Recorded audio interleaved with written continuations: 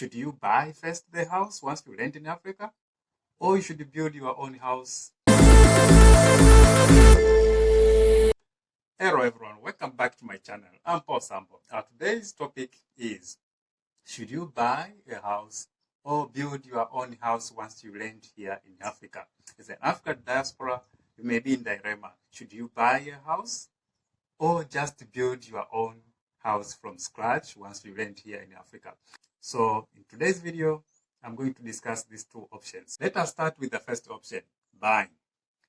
Those who want to buy, yes, will help you to save time. But buying rarely saves money. Why are they selling? They are selling for profit. Any business must make profit. So be ready to incur more costs. So building your own house will help you to save a lot of money, but it will cost you time. So you should be willing either to sacrifice money or to sacrifice time. Another advantage of building your own house is that it will help you to build the house of your dream, meaning that to change the dream, the mental images that you had or that you have into reality.